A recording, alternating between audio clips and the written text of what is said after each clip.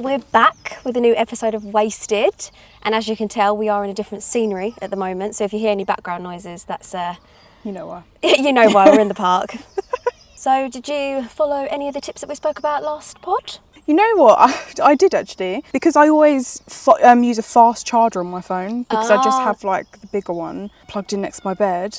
I've switched it. So it takes a bit longer to charge, but yeah, it's worth it in the end. It's the little things, you know. Yeah. What about you? Probably in the new phone. I'll tell you what, it's because, I mean, I have a broken phone as it is. I don't, you know what I mean? I've been charging it overnight, like before anything. It's for future. It's for future. Today we're talking about something painfully relatable. And as you can see, the sun is shining, summer is here. And in my opinion, when it's hot and summery outside, that is like a big opportunity for mishaps to happen. Yeah. Like, you're going to drop an ice cream on your phone, you know? Water or sand in your charging hole or speakers. So yeah, we're excited to talk about all the devastating things that we've done to our phones and share some stories with you. Yep. So we've gathered some horror stories from everyone about their phone mishaps and stuff that they've done with their phone that's just relatable, funny. We've all been there, but these are just, I'm excited to like get into it, to be honest. Absolutely. So I'm going to go right in with our first story from Danny. I'm just going to read out the story and then you give me your reaction. Okay. So she thought she was being polite in saying goodbye to her friends one day. But little did she know the real goodbye was to her phone. Oh no. This is what she said. It was never fun dropping my friends home after they'd been over my house after school. But even less so when your only means of keeping in touch was run over by a car. So imagine the absolute horror when I failed to realise my phone had slipped off of my lap getting out of the car to say bye, and then hearing a distinct crunch when my mum pulled away from the curb. Her mum ran it over. Did your mum buy you a new phone after? Like, I need to know the story of like what happened after. Yeah, because not even a screen repair could salvage the mess. Like, the phone's done, kaput. I would cry, because I cried once. I was running for a bus when I was at school, and it was my new iPhone 4 screen smash. Because remember, the back was also, I don't know if yours is grass. Oh, not grass. I don't know if yours is glass. It's because we're one with nature today. Yeah, and it was the one time I took the case off, and it was, so I can't imagine how she must feel. And your own mum, I'd be fuming. That's the thing, isn't it? I've said it to you before. There's these things with phones, and probably it's just me being so unfortunate that I will drop my phone from the tallest building in the world, not a single scratch. Yeah. I drop it on grass. Oh man. Smash to pieces, and you got to get a new one. You can't make it up. You actually can't make it up. Yeah, it's ridiculous. But I'm so sorry that happened to you, Danny, and I hope you've recovered from it. No, it probably never has. Right, this is a story of Andrew's classic childhood trauma. Okay. So Andrew said, I was young and naive on a bus. Okay. Young and naive on a bus, okay, mood. I was a young teenager and a much bigger lad asked to borrow my phone to make a call. I said okay. He proceeded to pretend to make a call, then got off the bus at the next stop with my phone. Goodbye 3330. That is actually, and you know what? In that situation, I would have done the same thing, because I'd rather him take my phone than get beaten up, do you know what I mean? The cheek of it though. The absolute cheeky audacity of that kid. Anyway, next. Lee. So Lee's devastating story, and actually throwback to COVID times, like 5 years ago. So basically Lee said it happened when pubs first reopened after lockdown. He said, I walked into a pub, sat down, and my phone fell straight out of my pocket. The screen shattered with a crack running along the top of the display. I didn't even have a drink yet. While sitting there, I just ordered a new phone straight away before even getting my first drink. Since then, I stopped wearing sports shorts so much. I mean, as if COVID wasn't bad enough. I know. You've had to, the first time being let out.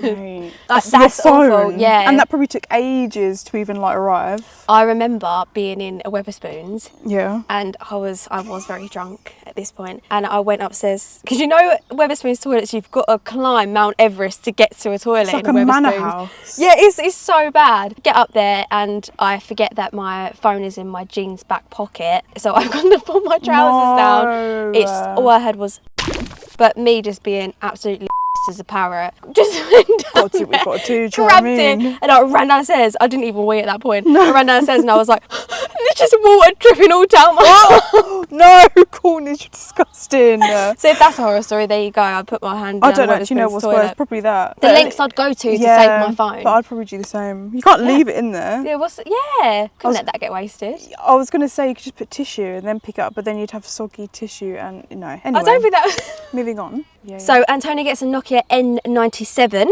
okay. Mini for her birthday. Okay. Classic. So she said, my parents got me an N97 Mini for my 15th birthday. It was a phone to have back then. It had touchscreen and a slide-out QWERTY keyboard. It cost something like £500 and it was a lot of money. So I was over the moon. It was the coolest phone I'd ever had. And a few weeks later, I went to the club with my friends at 15, Antonia. Oh, go on. Starting Okay. young. Get it? And had my phone in my purse, which was annoying to dance with. So we put our bags aside so we could keep an eye on them while dancing. At the end of the night, we grabbed our bags and there was no phone in mine. The rest of the night I spent at police station writing a report, hoping that it would be found. Obviously, I never saw the phone again. I only had it for 2 weeks. Oh my god. All right. Oh my god. I mean, that's a great way to spend your teenage years, not.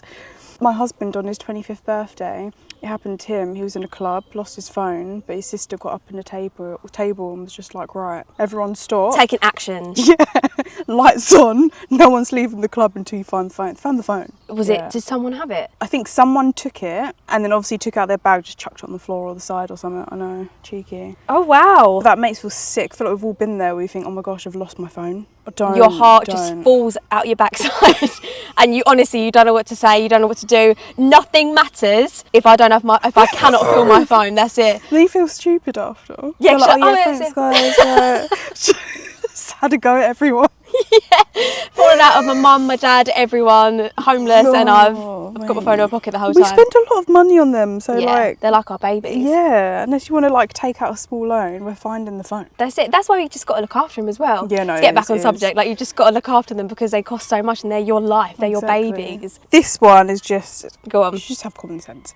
But this is from Callum. Callum said, saw a video online that said if you put your phone in a microwave, it will charge. Spoiler alert, it didn't actually charge. And I had to get a new one the same day, but I never told Apple. I just said it was faulty. This is funny because I actually remember this trend when I was at school. Oh, really? Yeah, I was never tempted to do it, but I did actually believe that it was true. Because you know when people at school are like, no, I done it and it did actually work. Like I actually done it, but it's just stupid. It's like when I found out you can't put foil in the microwave. I'm so ridiculous with my phone, but I think I actually do, believe it or not, have a little bit more common sense to not put my phone in the microwave. Yeah. Can we just pause for a second and just go back to how he got another phone for free and just basically scammed Apple into sending a new one out without him having any Apple Care or insurance? Stuff happens. We've done stupid. I mean, I'll probably do something stupid with my phone today at some point, you know? We've got to laugh about it. Yeah. And our phones deserve better, so that's why you should recycle them, respect them, take care of them. Don't